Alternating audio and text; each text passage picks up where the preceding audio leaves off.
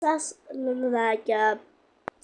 Είχαμε πει πως θα κάνουμε και το σχολείο, γι' αυτό πάμε. Είναι από το δεύτερο, δηλαδή αυτό είναι το δεύτερο που θα σας δείξουμε σχολείο. Πάμε. Λοιπόν, εδώ μπαίνουμε, τα παιδιά μπαίνουν και είναι εκεί αυτοί. Εδώ μπαίνουν μέσα στο σχολείο, αφήνουν τα καπέλα τους, ό,τι έχουν, τα ζακετάκια τους, τι έχουν.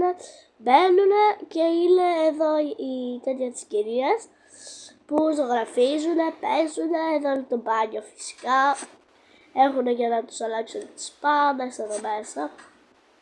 Ναι, όμως, ένα λεπτό. Ναι, είναι για να τους αλλάξουν, ναι, είναι για να τους αλλάξουν οι πάνες. Εδώ πέρα έχουμε κάποιες πιπίλες.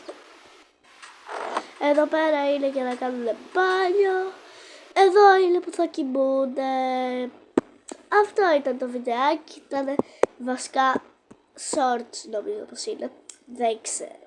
Βασικά δεν πέρασε και πολύ, ένα λεπτό ήταν το βίντεο. Γι' αυτό bye, θα σας κάνω και μια ιστορία μετά. Ότι πάνε στο σχολείο και τέτοια. Γεια σας!